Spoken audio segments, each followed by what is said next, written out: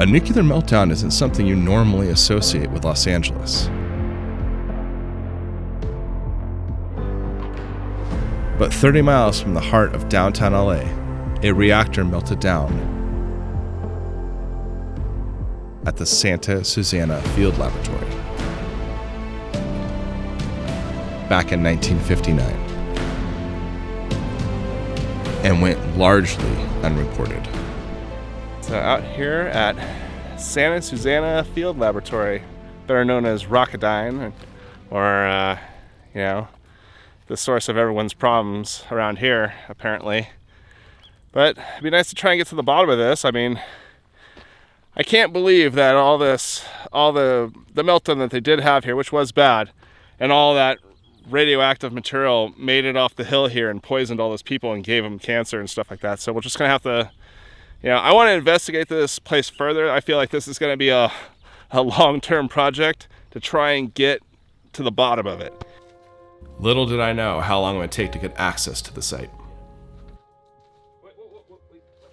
My initial request went unanswered. It wasn't until I reached out to NASA that I finally started to get somewhere. They told me who to talk to at the Department of Energy to make this video.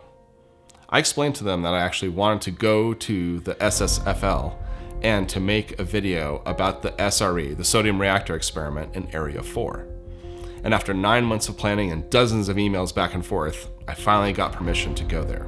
Now, there was some interesting stipulations about this that I wasn't aware of until the day before we were supposed to go on site. We were told not to visit, film, or sample certain areas in Area 4. Here's exactly what the email said.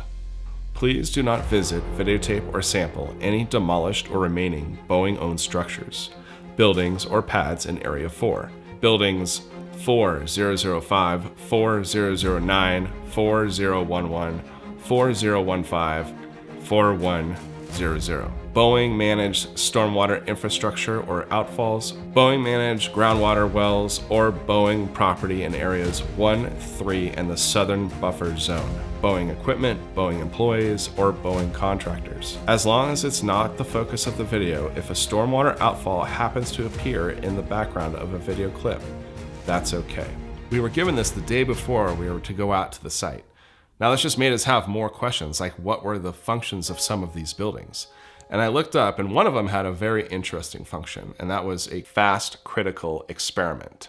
Not saying that they were doing this, but an example of a fast critical experiment that went wrong, and it's pretty famous, is the incident with the Demon Core, where 2 scientists on 2 separate occasions lost their lives from a fast critical experiment that was an unexpected excursion, as they call it. Even with these limitations, I still felt we could make a good video about the SRE and the Radioactive Materials Handling Facility, which are the 2 areas that we were given clearance to explore and film.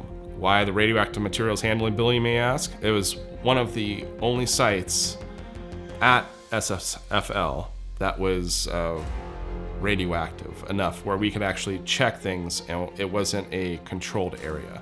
Because there are certain areas at SSFL that are kind of dangerous only because they're either full of water, subterranean, or partially demolished. And so these were the safest areas that we had access to where we could actually check for contamination, radiological contamination. I wasn't checking for chemical contamination because I don't have that type of equipment. My whole thing is radiation. The very quick history of this area. The Santa Susana Field Lab was established back in 1949, so the area was split up into 2 parts. One part was Rocketdyne, where they developed rocket technologies for NASA, and the other half was Atomics International, and they developed reactor technology that was also to be used by NASA and other nuclear agencies. They had a bunch of test reactors on site. The sodium reactor experiment is one of 10 different reactors that were being tested on the Santa Susana Field Lab site, specifically Area 4. In 1959, there was an incident with the sodium reactor experiment where they experienced a partial nuclear meltdown. And what happened was some of the fuel elements became stuck in the core. And so they had to shut down and release those. The main thing that happened with this incident was the buildup of radioactive noble gases that were released into the environment.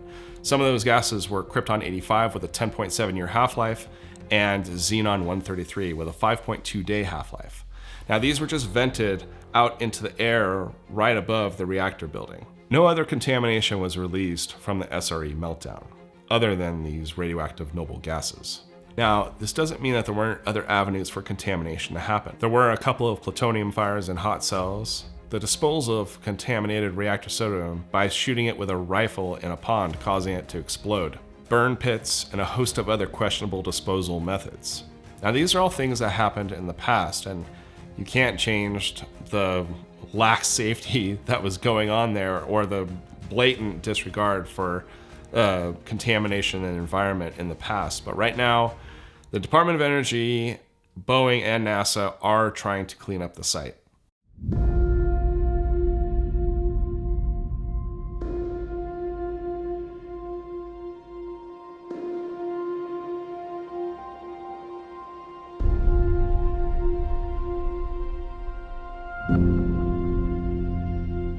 Lucas had also mentioned he's going to be able to have a QC available if that's something we'd like to do with here. Yeah, well, because that was like a big kind of concern, like when we were first doing this about making sure that everything is calibrated, or at least see the difference.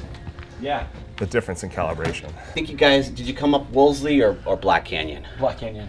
Okay, so Black Canyon came up here and came through here. Then we drove across this area. So most of it was in Area 1.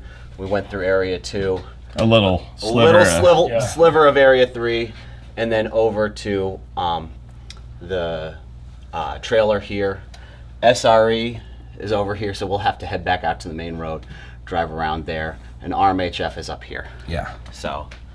What year was this shot taken? You know, I was just thinking about that this morning. I think it's somewhere in the 80s. Okay. Probably 80s.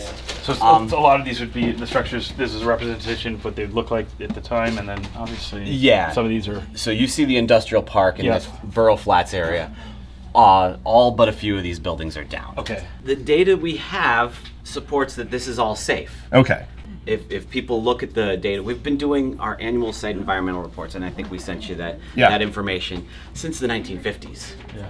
I can show you some of the newer air monitoring that we have that confirms these results that nothing is getting off site.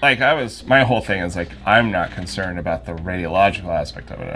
My whole thing is the chemical exposure. Well, that's appropriate. We do have more chemical concerns than radiological concerns here. Yeah, because that's why I think people try and lump those things together. Absolutely. And I think that's a huge problem because I think it misrepresents the real threats that are here. So for instance, we have trichloroethylene as one of our main constituents we have in groundwater. We know where it is. We have monitoring wells, and it's for DOE, it's not getting off site. So our highest part of the TCE is in the former sodium disposal facility, and so that's over here. There used to be ponds there. Kind of have an idea of how it got there, and this is pre RCRA. So what's RCRA? Research Conservation and Recovery Act. Okay. And so we went out there, we found it, we know how to deal with it. We've been pumping and treating it. We've pumped more than 40,000 gallons. That number might be old, it might be going up there. We just updated that. We have a new automated pumping system. So when the sun's shining, it's pumping the highest TCE wells. So we're getting that out, we're testing it, we're shipping it off site for treatment and disposal. Another area that we have that has TCE is the HMSA, and that's right across the road here in this area. A larger volume of water there, and so how we want to treat that is really with an in-situ treatment. We have approval from the state. We're working on getting the permits for that right now to go out there and treat the TCE in place. And so, how does that work? Is there some way to neutralize it in ground? Yeah, absolutely. So if you create a reductive environment, the chlorine will actually come off. You'll dechlorinate. So TCE, ethylene chemistry lesson here, is 2 carbons with a double bond. So trichloral. So it's 3 carbons around that, and then 1 hydrogen. It would be what TCE is. So as you dechlorinate that, you go to DCE, dichloroethylene, vinyl chloride as 1 chlorine and 3 hydrogens, and eventually ethene. And so what we'll do is we'll pump in 0-valent iron, and I forget the name of the microbes right now, but it creates That's what I was wow. going to ask you about. Yeah. So it's a chemical and a bioremediation. So you create Sounds a lot safer, actually. You'd probably get more of the contamination doing that anyway. Well, the challenge is how far can you reach in injecting these amendments to really get an effect. So we're looking at a 20-foot or 15 or 20-foot zone as part of this pilot. And so we're going out there. We want to test, see how well that does. So when is that going to start? As soon as we get the permit approvals. Okay. So yeah, we're working with the water board right now to try to get those permits approved. We have approval from the regulator on that we want to move forward as quickly as we can. It like percolates down into. So yeah, we'll inject that, and we'll have wells around that to see what the sphere of influence is and the timeline. It really depends on the soil chemistry. And Like in a lab setting, you guys have. Oh gosh, yeah, and I don't know the exact timelines for the lab setting, but yeah, those are the questions we want to ask with the pilot. Sure. Because this soil chemistry is going to be a little bit different than other settings, and so that's why we'll want to pilot it here. Did this have any effect with with the Chatsworth Reservoir being emptied right now? Is it? I mean, I know that's something that they do have ponds out there, but at some point they had a lot more water in there. Is that just a precautionary measure at this point? I'm not aware of that. Okay. Yeah. So the Chatsworth Reservoir was actually drained because of the 1971 earthquake, where a lot of the reservoirs in the area were drained because some of them almost failed during that earthquake. So that's the reason why the Chatsworth Reservoir is currently empty. Obviously, the hydrology in the areas, it's pretty interesting, and I've seen the maps that they have, and you guys have definitely done like a really good job of. Yeah, I know. Like the EPA report has like a lot of the hydrology map of like where everything kind of runs. It's and complex. Like very complex. Yeah. For Area 4, we have over 100 wells. Okay. And we'll take groundwater measurements of those quarterly, but then we'll and that's just kind of where the water is, and then we'll sample them. We've worked this out with the regulators in terms of when we sample which wells. We have data that goes back decades on this, so we know where the TCE is. But I mean, I know that your channel, your viewers are interested more in kind of the we are the radiation we are, side but of it. I can guarantee you, if we don't like bring up like something like even talking about the water and like how like you guys are dealing with stuff that is controlled by DOE, they're going to be like, oh, you guys didn't bring this up and didn't bring that up. No. And so it's like I try and cover my bases where I keep the heckling down to a minimum. The comment section. The comment section. Right. No, and we certainly want to be talking about this is a chemical cleanup. Yes, this is primarily a chemical cleanup. We've got a radionuclide portion of it. That's what I try and point out to people whenever they ask me something. They like post a comment or they email me and they ask me about this area, and I'm like, I'm not worried about anything that radiological here. Yeah. At all. Right. And I've hiked around the trails here, and I've been in there with my Geiger counters, and I'm like, I haven't found anything. Yeah. Anything at all except for natural, like uranium or thorium. There definitely is that naturally occurring norm. Exactly. And so that's why I want to kind of show people here. It's like look, there may be contamination in areas that were like controlled and like we're handling radioactive materials, but that's right here.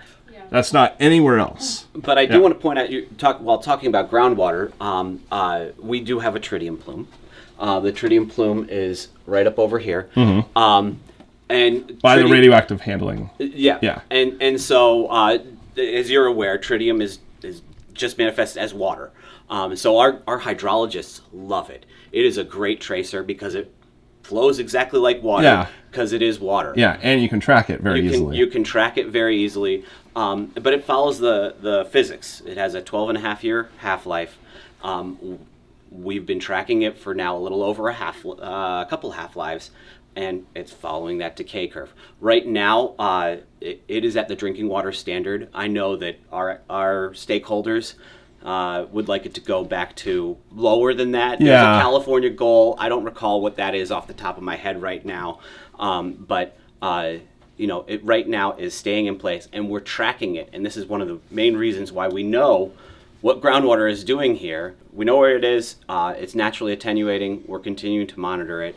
So I thought that was, another reason, another line of evidence. Yeah, that's that we're good. But see, I mean, that's the thing is like people want to know that. I mean, like, yeah, we do have a tritium plume. We're monitoring it right now, and it's like, Yep. It's like we got it handled. Don't worry about it. Yep. Yeah, and then also just it's funny. I did a video about tritium and like Fukushima and like all this other stuff, and like talking about like the tritium that went into the Columbia River and like all these like. I'm like, you don't see like these clusters of cancer or anything like around the Columbia River. Yeah. And they were just dumping stuff straight into, like they put it in a holding pond, let it decay for a little bit, and then right into the Columbia River. Yeah. And so I'm like, if you want to look at like, if there's any type of effect on wildlife, the environment, people, it's like, look at the Columbia River. Tritium existed before the nuclear age. Yeah. Very minuscule amounts. It occurs high up in the atmosphere. And so we're aware that this tritium is not that natural occurring tritium. This is something we put there. Yeah. But same isotope though. But when if the goal is 0, you have to understand where 0 actually is. 0 is at background. It's not actually 0. So you need to know kind of where there's naturally occurring radiation. When we go out, we put sunscreen on. You take an airplane ride. Heck, you eat a banana, right? Yeah. So I'm more concerned about that airplane ride. As you should be. That's our communication challenge, and I'm sure you're aware of that, and you get asked questions all the time. Like you talked about uranium being naturally found here, and that's something difficult to explain to stakeholders that around, this whole planet, we do have naturally occurring contaminants of concern, radiation. It's something that I am constantly dealing with, like trying to educate people with. Yeah, and it's fascinating too. Like even in my neighborhood in Thousand Oaks, we have a whole fossil area that I take my sons to and find amazing shells and old fossils, and the levels are higher there. Just to see that in your own backyard, you have to have that gap filled in with that knowledge and just understanding to realize like this is not a threat at all. This is just part of nature. This is part of geology here, which is it's quite fascinating actually. So and that's something that we're you mentioned, hey, you walk through Thousand Oaks and you see a little bit higher. Background is different from place to place. So we talk about where 0 is. Our soils cleanup standard, we agreed to go to background. And getting that understanding, because we don't have the data from here beforehand to know what background is. So getting the proxy data and understanding, hey, how do we get, how clean is clean enough?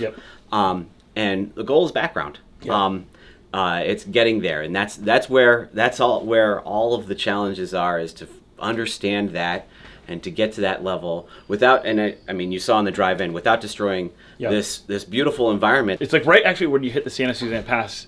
It feels like I'm in Joshua Tree in a sense, just the geology, and it's just quite beautiful. You can understand why things were obviously filmed out here back in the day. It's like just natural. I start looking, I'm like, ooh, there's a cool cave over there. It's a fascinating area. I get it. There's a lot of challenges to deal with, but And you mentioned the caves, and I think it's important to note that there are painted caves on site. That's cool. And so the Native American community considers this site sacred. The caves celebrate the solstice events, and so we have an agreement with them and with the State Historic Preservation Officer to make sure that we will be able to preserve that sacred nature. There's some hiking trails, right? You probably been on some of the Sage Ranch Park. Yeah, we went up there like last year or something like that. And so just extend those trails throughout here. That's decisions for other people to make. We're here to make sure that this place is safe. We're most of the way there now. Our data says that none of the community should be concerned about any of the contaminants on site, radionuclides or chemicals. But we do know that there are some areas on here risky for that use scenario. There's a couple areas on site that we have labeled as RCAs, radiologically controlled areas, and then the RMHF is also an IRMA, which is an underground radioactive material area. So when we go into these areas, you'll know there'll be postings. And then you just, there's no eating, drinking, smoking, chewing tobacco, no applying makeup, the standard for when you're in an RCA. Other than that, when we are going around different sites like SRE or wherever we end up going, that doesn't apply. So you can drink water and so forth. However, I should say there is no smoking on site, so I don't think that would be an issue anyways. But yeah, don't apply makeup in the RCA. Well, he's looking at you for that. I know. I'm just saying. I already got my sunblock on, so I'm okay. So that's the kind of the premise for what we do. And unfortunately, you might be very disappointed. We don't have any rheological areas, so we don't have like contamination areas that we get to walk into. Yeah, we had that at Santa Susana, or not Santa Susana, but Santa Onofre, where we went there and they would have roped off areas, like with the purple and yellow. We'll have that here too. Okay. We just won't have any contamination areas or radiation areas, so we actually just walk around freely. But again, we just don't have what Santa Onofre has. We don't have that. Yeah.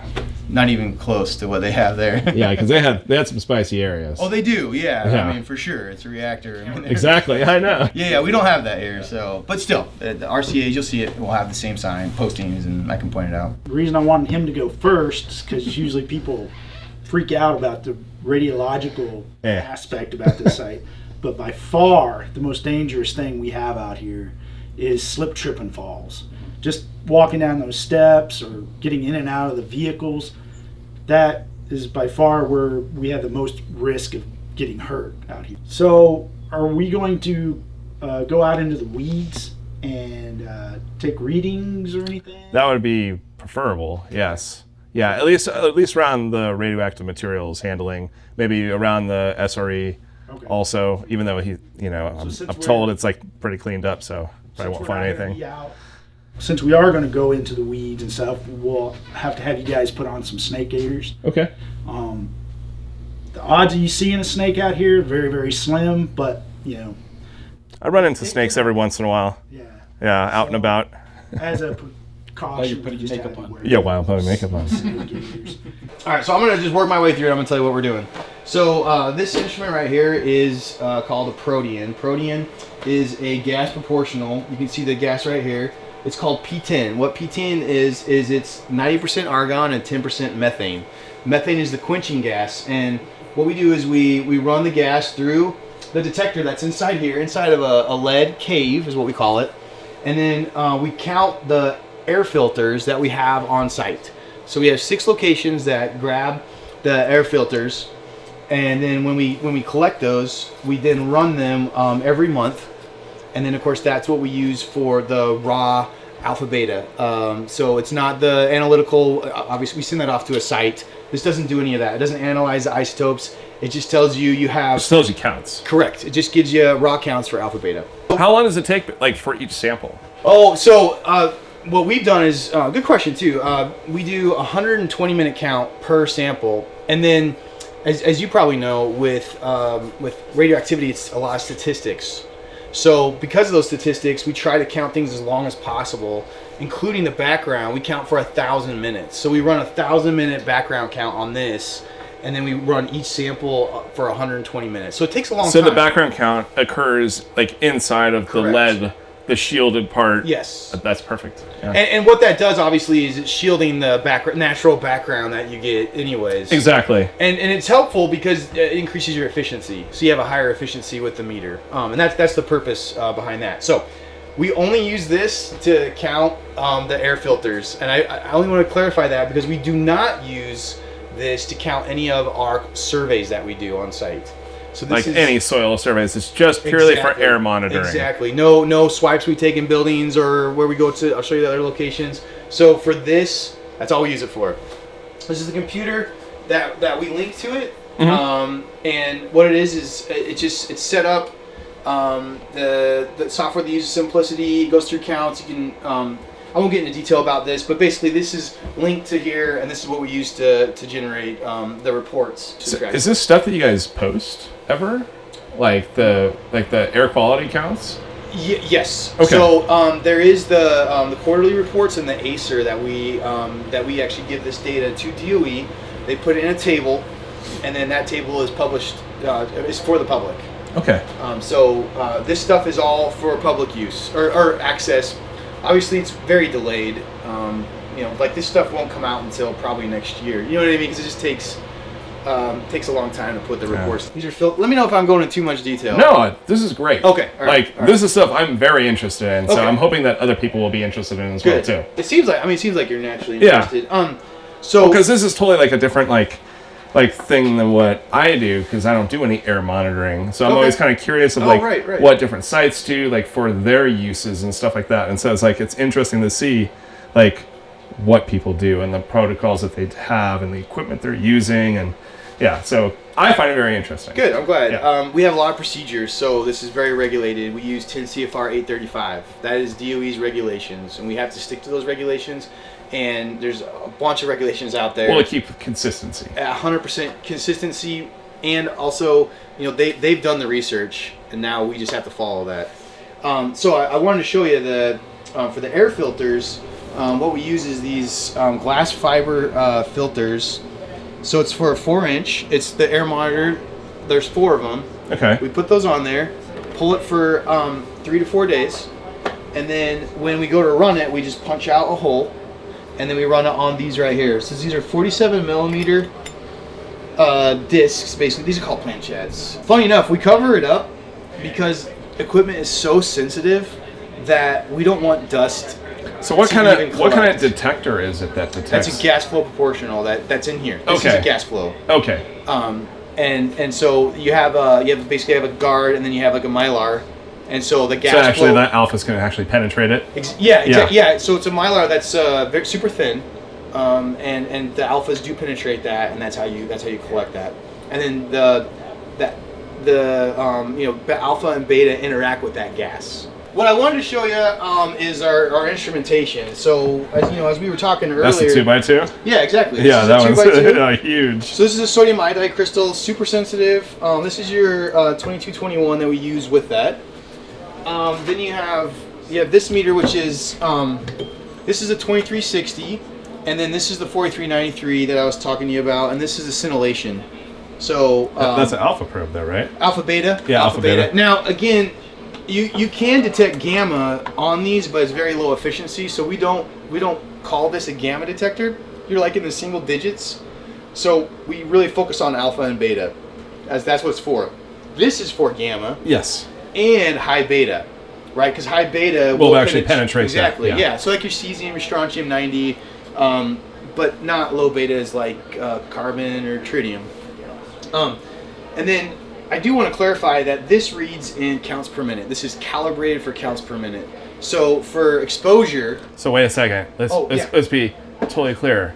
You guys are an official facility that uses counts per minute in their data collection. Yes. Because I get so much blowback from some people, like, well, you got to use REM, or you have to use sieverts or all these other things. I'm like, because that's what I am used to. I'm like, well, really? I use counts per minute because I didn't want to know the actual radiation events that I'm detecting, and not the adjusted dose rate of something. So man, we can get in the weeds on that. We could. Let's not get too much in the weeds. So I don't want to go too far. Yeah. But what we do is we have counts per minute, and then we convert it into DPM.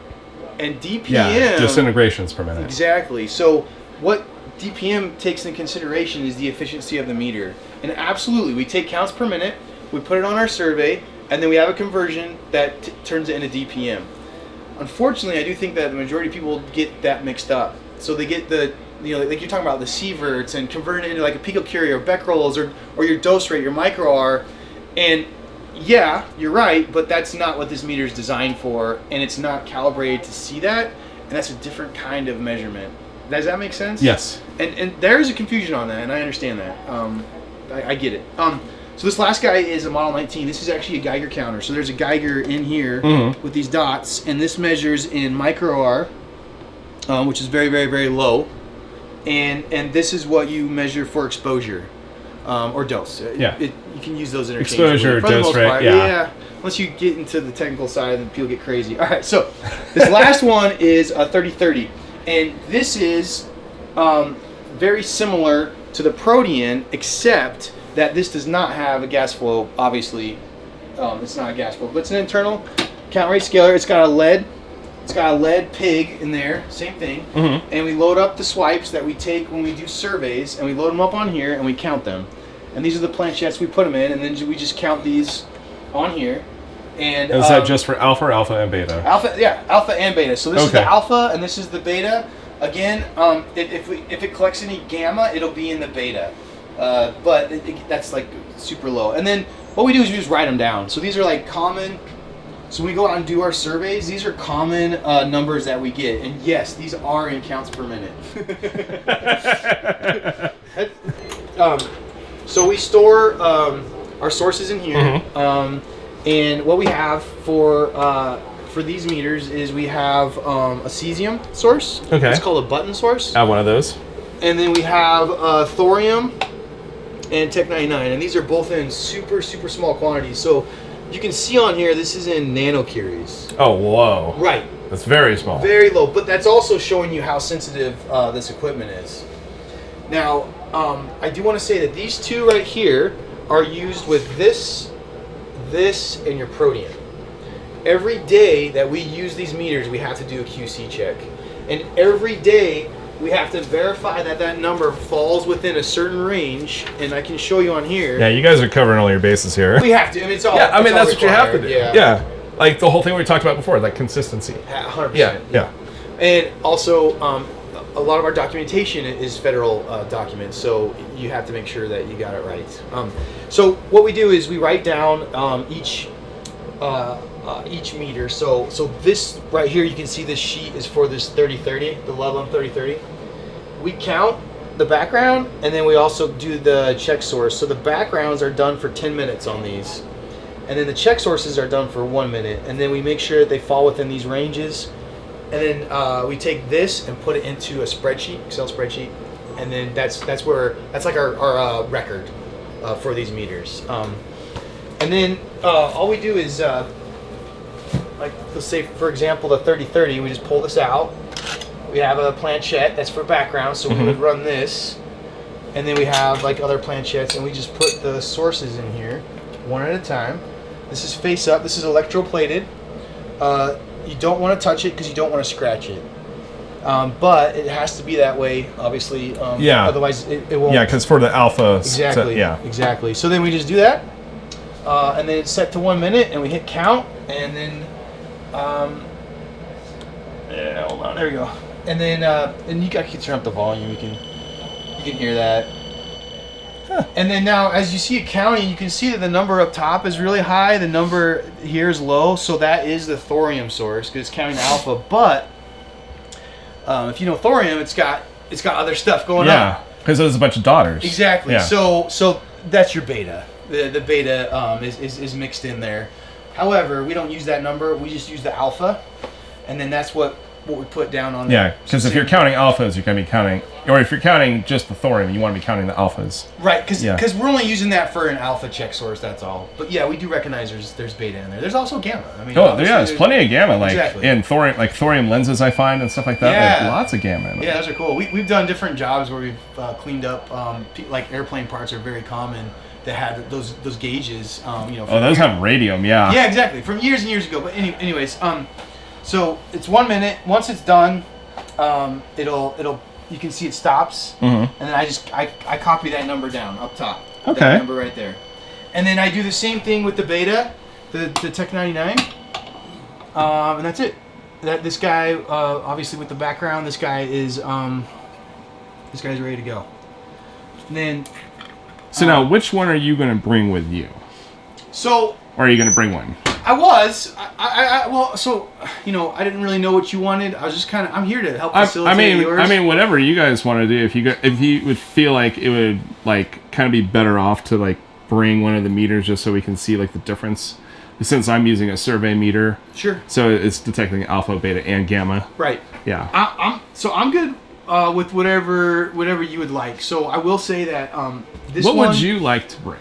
Well, so it depends on what you want to do. Number one, if you're going around, you want to grab exposure. Obviously, this guy. If we want to go around and scan the soil, it'd be this guy. Okay. This one I don't recommend bringing.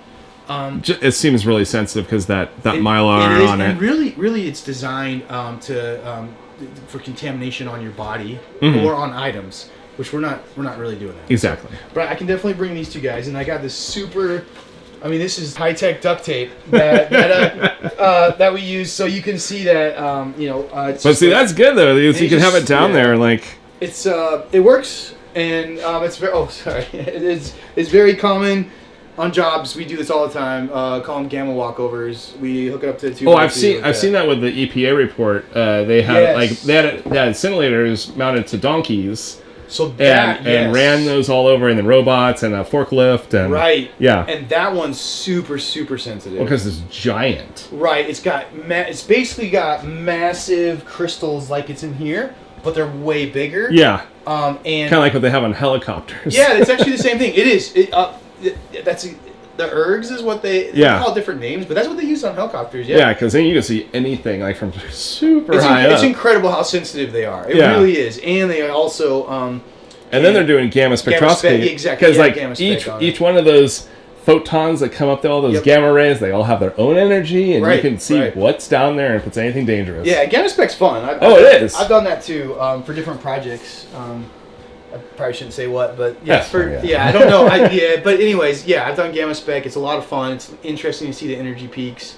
A lot of them have signatures. You get in the weeds, it's hard, but it's great. Yeah, if you have a bunch of mixed sources or like natural stuff, that can get a little crazy. Exactly. I don't know if you can see this, but I have it on the lowest scale, and whenever I put this close to it, you can see. Well, you can see it's pegged out, right? Yeah, and now I see you see it dropping? Pegged out there. Yeah, and then as you get closer, okay, so. The max reading on this one right now is 25 micro-R. And that's hard to put into perspective what 25 micro-R is. However, I can say when we go out by those sandstone rocks, you get 20 micro-R by those rocks. That puts it in perspective. Okay. They're rocks. They're not... They're regular sandstone rocks. Yeah. All right, so what we do with this, though, is everything's got to be structured. So every time that we do this, we put the source at 15 on its end, and every time we make sure that we verify that number, right? So you can see it right here. You can see it moving. Yeah. And then we use that same book to make sure that it checks. And then once we confirm it checks, it's within that range, we're done. So it's been QC'd. It's good to go. And then we turn off and ready to use it. I left off the volume. Did you want the volume on? Just for a sec, yeah. Absolutely. Yeah, I heard it click on a little bit because I know it's just gonna whine the whole time. It's gonna be loud, because. So I'm familiar with the level of whine. And unfortunately, this does freak people out because it's obnoxious. Yeah. Doesn't freak me out. Well, and I'm glad for that because this is a very small source. Again, you can see on here is 9.62 microfarads. Let me turn it back on, and then we'll just hold on 1 second. All right, there you go. So it's really loud. Yeah, super loud. So it was red on the source, that's why. Well, but also listen to it over here. It's not near the source, but it's because I turn it to 1. Okay. So it clicked. You hear that? Yes. I did nothing on this. All I did was change it for the audio to go from 1 to 10 to 100 counts. So that's why. So it's clicking for every 100 counts. This is clicking for exactly. So the background on this, away from the source, is so there's your background right there. In here is about 9,500, right? So or 10,000, right? So it's for every 100, it'll click, but then for every 10, for every 1, and then that freaks people out. It does. And that's what I think a lot of people don't realize. It's like look, they have scales, different scales on those things, and so. Yeah. And it's also it's really hard to show people what does 10,000 counts even mean. It's just a number. It's an arbitrary number, right? But... And also on these sources, too. Because if I'm measuring like a plate or something, that's a much larger surface area. Absolutely. And so I'm only measuring this little piece right here. Exactly. And so... That's another whole other calculation that brings confusion. And I get that. But like if we take this out here and put it on that concrete, it's going to go up. Yeah, exactly. It's going to increase. Yeah. And just because of the natural radioactivity in the concrete. In the concrete. Yeah. Or in asphalt or bricks. But you're trying to prove to them that it's not contaminated. And how do you prove that concrete's not contaminated? And that's where you go to background, right? So it's like other concrete, other like sources, other materials that are the same that you compare. But man, I tell you, that's just a hard sell. Period. It is. Yeah. Okay. Here's the source. I can take it out too, or whatever you want. You can. I mean, whatever. Go ahead. You do what you want. How about that? I'll let you have fun. So it's like, me. I just turned on my meter. Is the Radii B20ER.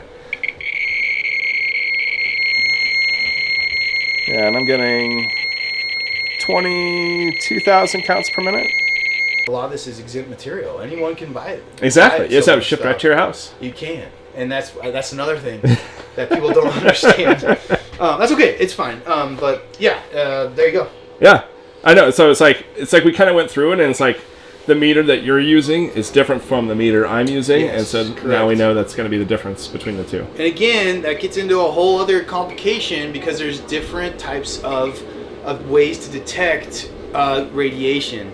That Geiger is not the same as the sodium iodide crystal. Exactly. And that's not the same as that scintillation. Exactly. But again, that's a whole other, Yeah, and complication. it all depends on what the uses you're using it for, really. Right. I mean, correct. Exactly. You're exactly right. so this is part 1 of this video. I had to break it up into 2 videos because it was just too long. Part 2 is going to be dealing with going out to the sodium reactor experiment area and the radioactive materials handling facility. And that is where we encountered the most radiation on this trip. And so that'll be in part 2. You can probably find the link to that video in this video's description, or it'll probably be the next video that's suggested to you at the end of this video.